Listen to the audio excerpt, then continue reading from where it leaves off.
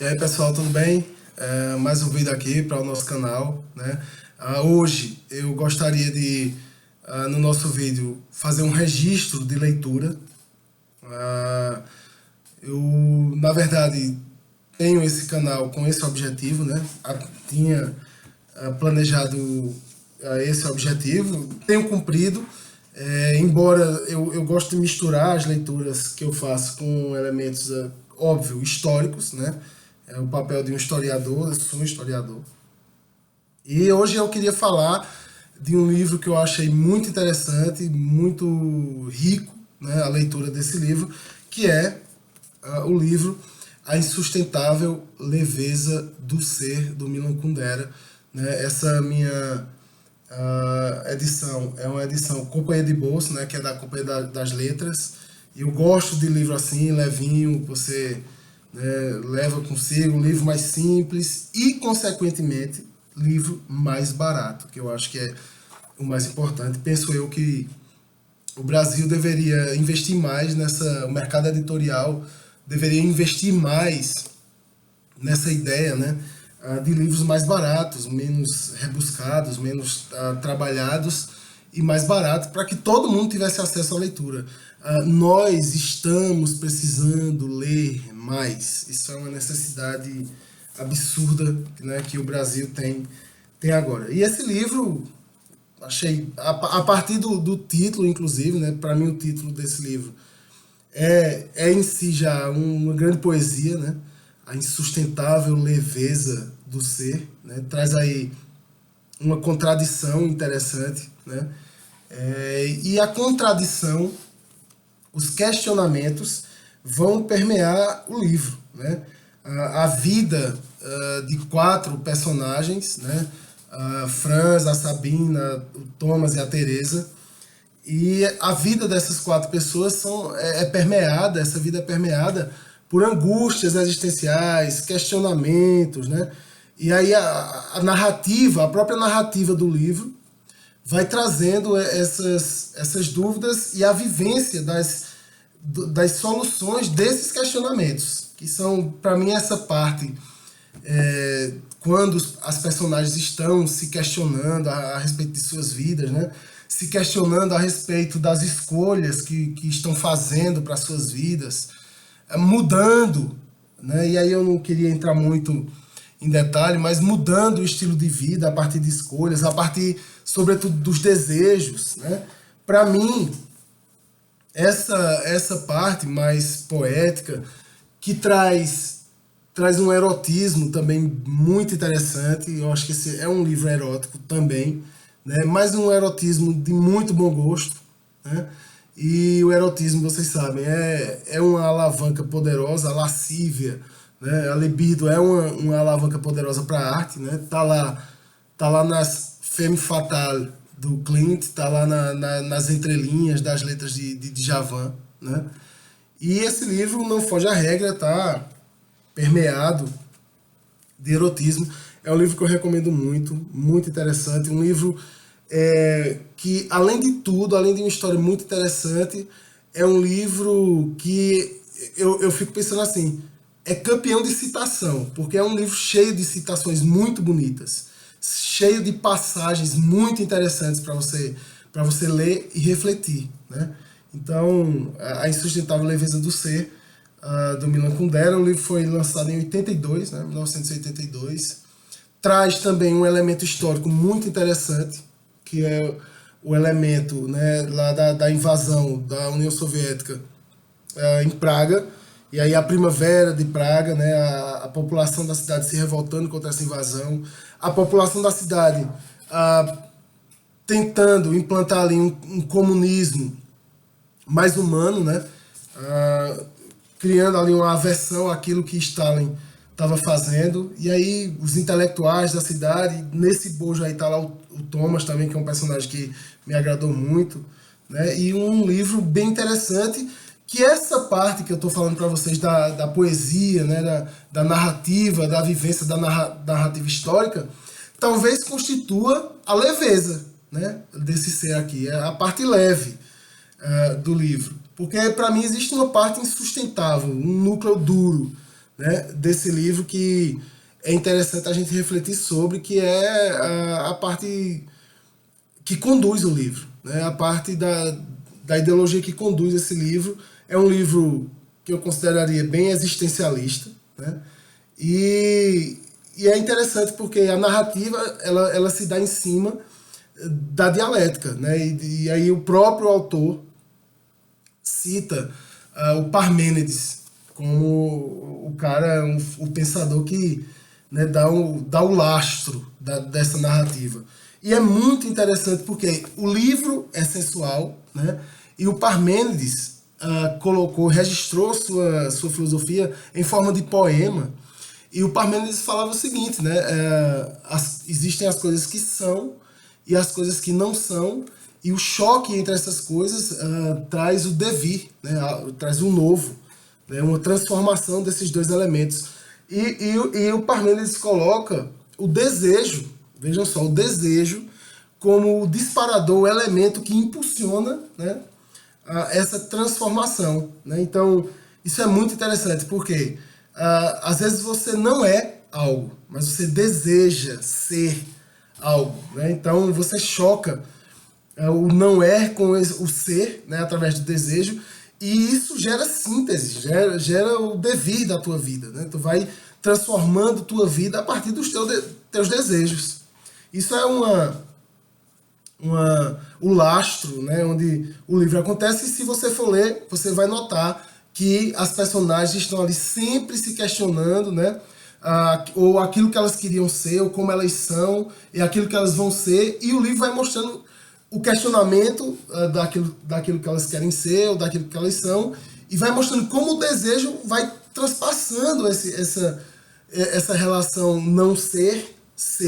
É muito interessante a forma como foi escrita a narrativa, né, desse livro aqui. Um outro elemento, e bem explícito do livro, né, é o conceito, e ele já começa aqui na primeira página do livro, ele já começa citando o conceito do eterno retorno do Nietzsche. Né? E aí ele diz o seguinte, né? O eterno retorno é uma ideia misteriosa e, com ela, Nietzsche pôs muitos filósofos em dificuldade. Pensar que um dia tudo vai se repetir como foi vivido e que tal repetição ainda vai se repetir indefinidamente. O que significa esse mito insensato? Então ele começa o livro, né, o livro já começa perguntando o que é que significa esse mito do eterno retorno. Né? E aí tem algumas passagens bem interessantes para a gente fazer um pouco a reflexão sobre o que é, né, ou tentar fazer, né, óbvio, e se vocês puderem me ajudar com essa reflexão, né, os comentários estão aí para a gente trocar essa ideia. E aí a ideia de eterno retorno, ela vai permear o livro, bem interessante também. O eterno retorno permeia tanto que o próprio índice aqui, não sei se dá para... Né, o sumário aqui do livro é muito interessante, porque a primeira parte do livro traz a leveza e o peso. Olha, é uma contradição, né? A segunda parte do livro é a alma e o corpo. A terceira parte é as palavras incompreendidas. É como se fosse uma transição, né, entre a primeira e a segunda parte, a quarta e a quinta parte. A terceira parte, aliás, a quarta parte, aí volta, olha, eterno retorno, né? A quarta parte é igual à segunda parte, a alma e o corpo. E a quinta parte é igual à primeira parte, ela retorna, né, a leveza e o peso. Né? Eu queria destacar também aqui a sétima parte, foi uma parte que me tocou bastante, que é o Sorriso de Karenin. E aí, para quem gosta de animais, eu acho que vai se emocionar bastante, né, com essa sétima parte, a última parte desse romance. Um romance muito, muito, muito bom, né? A insustentável leveza do ser, que, como eu falei para vocês, já começa questionando o que é, né, esse mito insensato do eterno retorno. E aí é interessante porque as personagens do livro vão fazendo suas escolhas e já vão vivendo as consequências dessa escolha, e das suas escolhas, né? E aí no livro Vontade de Potência, o Nietzsche diz o seguinte, que é muito, e aí eu acho que casa bem com a narrativa da insustentável leveza do ser, porque ele diz, é no seio deste mundo, permanecendo nesta terra e nesta vida, e é isso que a gente vai ver, né? É uma lente sobre as quatro personagens, né? Sobre as quatro personagens, focando as quatro personagens, as escolhas que elas fazem a partir das vivências delas, né? Que é preciso aprender a distinguir o que vale ser vivido e o que merece perecer.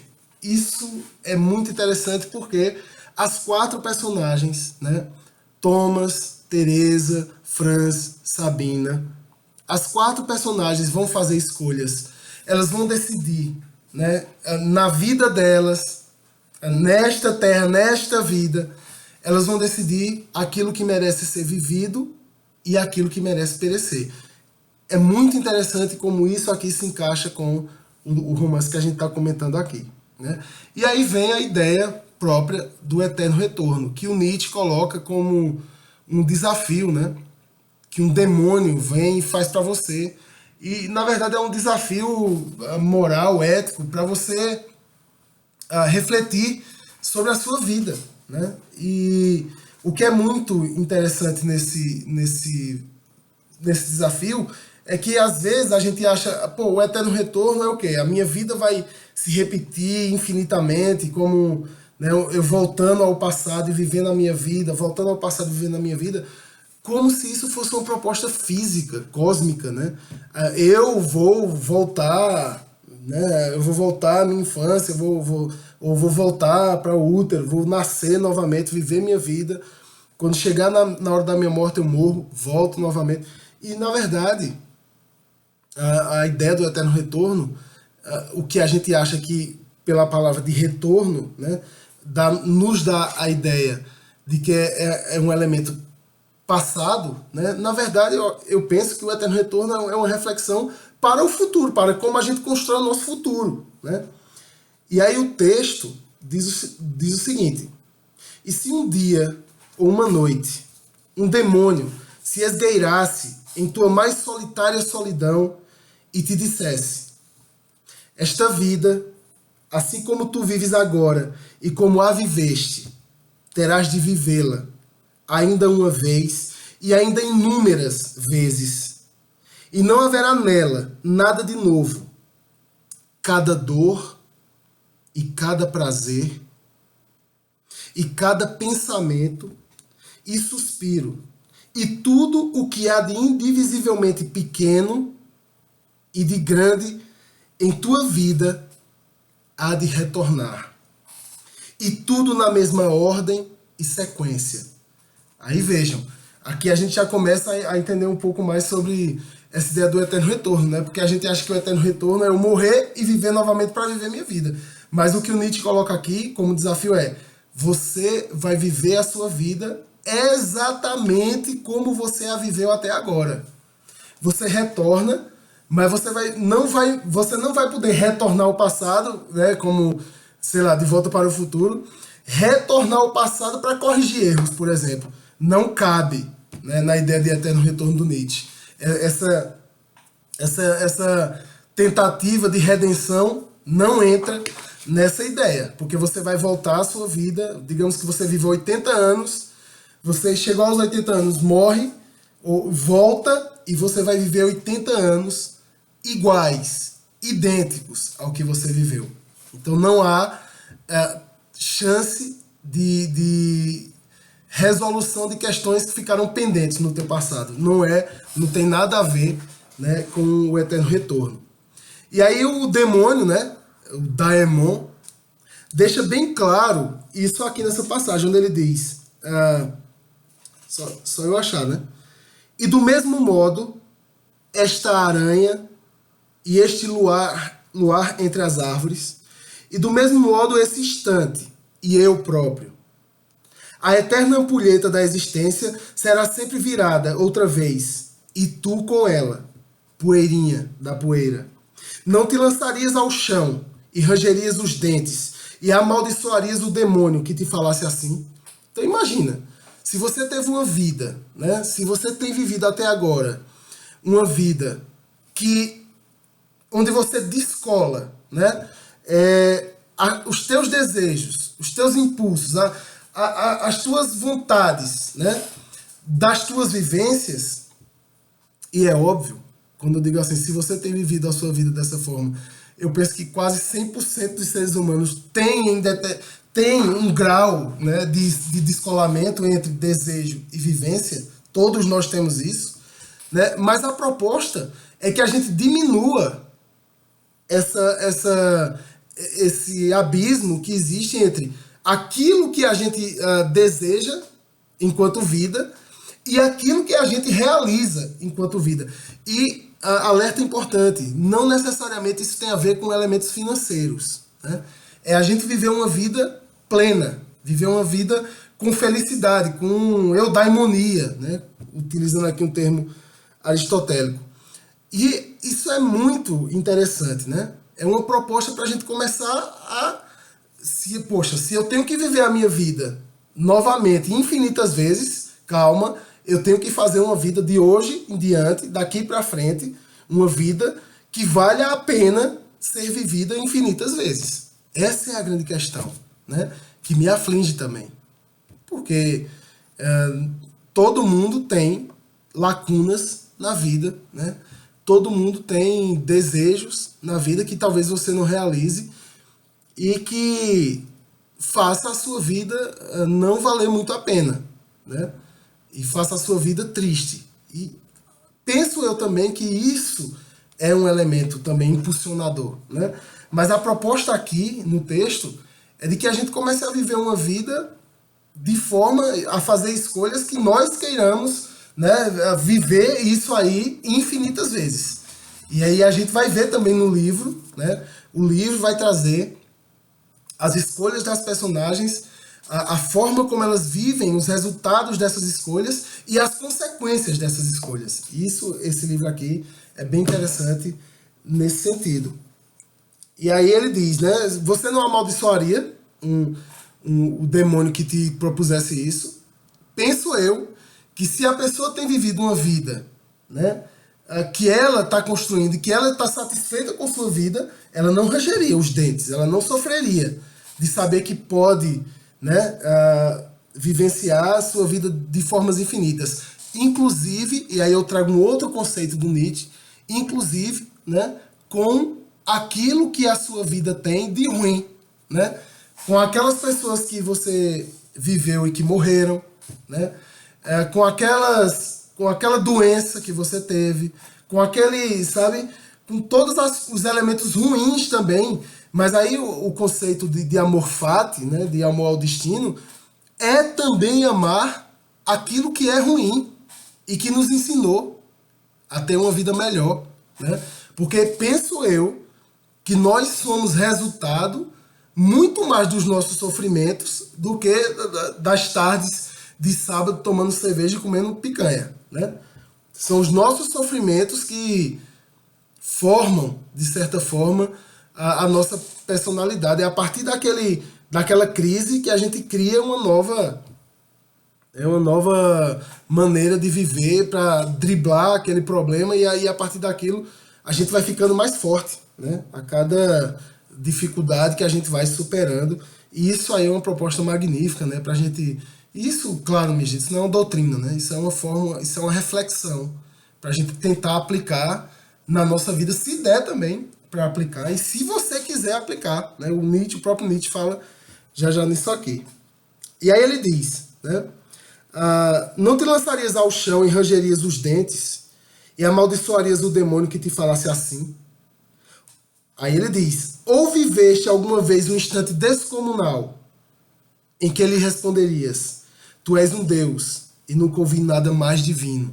Imagina como você ama a sua vida, né? Como sua vida tem sido interessante, para que se um demônio te propõe, ou um Deus te propõe, ou um espírito te propõe, seja lá o que for, a você viver a sua vida infinitas vezes, você diz assim, isso é muito divino, eu quero, né? Eu vou enfrentar novamente, inclusive as dificuldades da minha vida.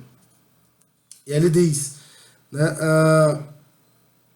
se este pensamento adquirisse poder sobre ti, assim como tu és, ele te transformaria e talvez te triturasse. A pergunta diante de tudo e de cada coisa. Olha, minha gente, isso é muito interessante. Olha a pergunta que ele coloca diante de tudo e de cada coisa. A pergunta que você deve fazer, né? Quero isto ainda uma vez e inúmeras vezes? Então, quando você decide, né? Quando você está numa bifurcação existencial, que você decide para que lado você quer ir, você se pergunta, eu quero isso mais uma vez e infinitas vezes? Se a resposta é sim, vai em frente. Porque no final da sua vida, a sua vida vai ser um acúmulo de decisões que fará da tua vida uma vida digna de ser vivida infinitas vezes. Né? Pesaria como o mais pesado dos pesos sobre o teu agir. Ou então, como terias de ficar de bem contigo e mesmo com a vida, para não desejar nada mais do que esta última. Eterna confirmação e chancela. Isso aqui é muito interessante, a teoria do eterno retorno, que está presente, né, na insustentável leveza do ser. E aí ele traz, né, o próprio Nietzsche traz ainda um complemento, né, do trecho anterior que eu tinha falado para vocês, que diz o seguinte, e isso aqui eu acho muito interessante para a gente refletir, né? As escolhas que nós fazemos na nossa vida, as escolhas que as personagens do livro aqui, as 4 personagens, né, fazem em suas vidas. E aí o texto diz, se em tudo aquilo que queres fazer, começares a te perguntar, então, veja lá, em tudo que você for fazer, óbvio, né, a partir de suas condições, a partir das suas contingências, começares a te perguntar, será que quero fazê-lo um número infinito de vezes? Eu repetiria isso, né? O meu trabalho, quando você vai lá e faz um bom trabalho, né? Quando você chega disposto para trabalhar, quando você vai dormir e sabe que aquele trabalho te agrada, te faz bem, né? Você faria 1 milhão de vezes, você faria infinitas vezes esse trabalho, você realizaria. É sinal de que os teus desejos e as tuas práticas estão, né, se alinhando. É sinal de que a vida é uma vida interessante para ser vivida infinitas vezes, né? Isso é magnífico, porque se eu vivo uma vida, mesmo com os sofrimentos que a gente tem, uma vida que eu desejaria vivê-la infinitas vezes, é porque eu tenho feito escolhas acertadas na vida. Eu acho que essa é a grande questão, né? Que a filosofia do Nietzsche nos coloca aqui. E aí ele diz, será que quero fazê-lo um número infinito de vezes? Isto será a ti o centro de gravidade mais sólido. O teu centro de gravidade vai ser esse questionamento. Isto que eu tenho feito na minha vida agora, eu realizaria infinitas vezes? Mas pode ser que aquilo que você tem feito na sua vida não te agrada, não está sendo legal para você, não realizaria infinitas vezes. Se você não pode mudar agora, mas pelo menos pensar, questionar isso, pode te dar, no mínimo, uma iniciativa de tentar mudar. Óbvio, se houver condições para você fazer isso. Penso que a vontade ajuda, mas ela não é tudo, né? Não vamos cair aqui também na falácia da meritocracia, né? E aí ele diz, minha doutrina ensina. Olha lá o que é que a doutrina, né, do Sr. Nietzsche vai ensinar. Vive de tal maneira que devas desejar reviver. É o dever. Aquele cujo esforço é a alegria suprema, que se esforce. Aquele que ama, antes de tudo, o repouso, que repouse. Olha, se eu gosto do esforço, que eu me esforce. É alinhar desejo e ação. Se eu gosto do repouso, repouse. Alinha desejo e ação, né? Aquele que ama, antes de tudo, submeter-se, obedecer e seguir, que obedeça. Mas que saiba bem aonde vai a sua preferência. Olha o que é que o Nietzsche está alertando aqui. Entenda, saiba bem, compreenda aquilo que você está escolhendo. E que não recue ante nenhum pretexto. Escolheu, É isso que você deseja, não recue ante nenhum pretexto, é isso que o Nietzsche está dizendo aqui, né? Por que nós não devemos recuar?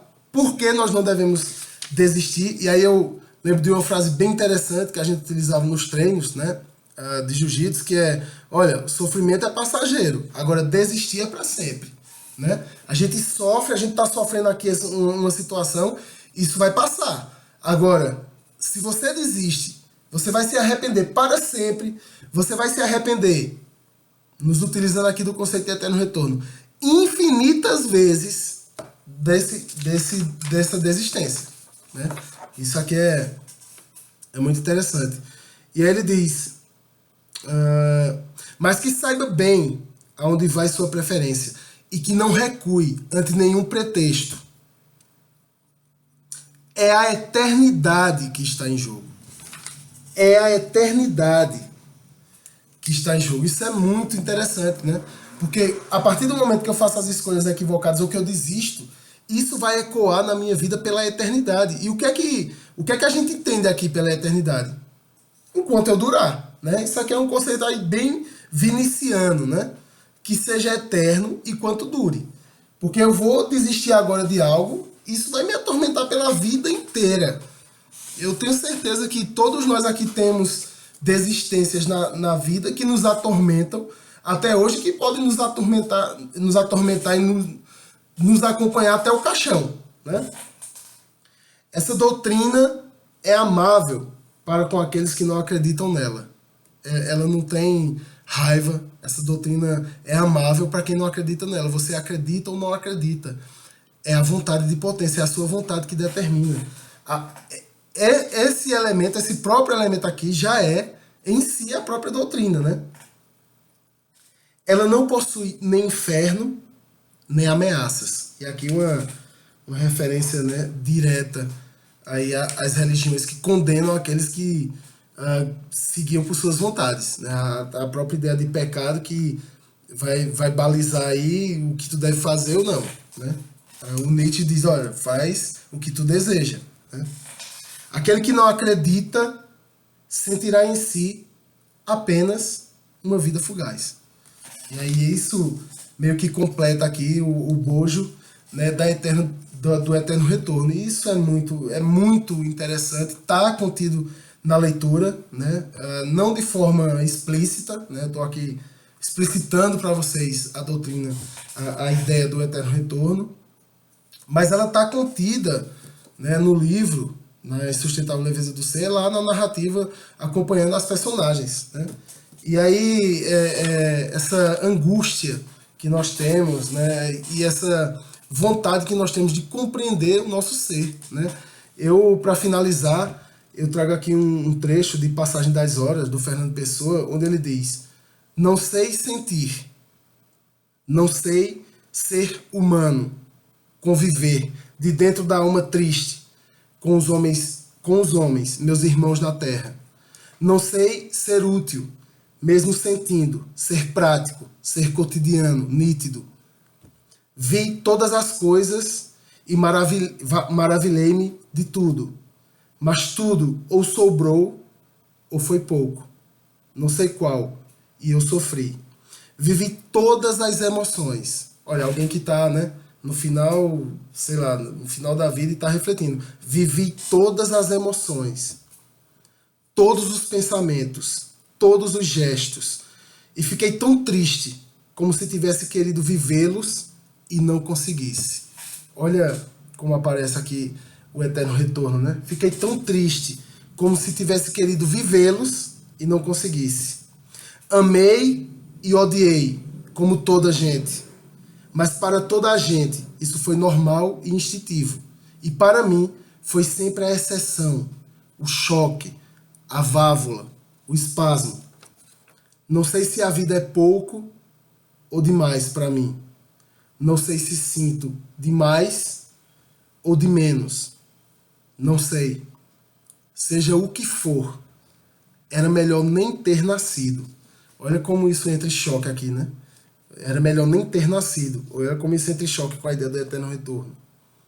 Porque de tão interessante que é a todos os momentos, a vida chega a doer, a enjoar, a cortar, a roçar, a ranger, a dar vontade de dar gritos, de dar pulos, de ficar no chão, de sair para fora de todas as casas, de todas as lógicas e de todas as sacadas, e ir ser selvagem para a morte entre árvores e esquecimentos.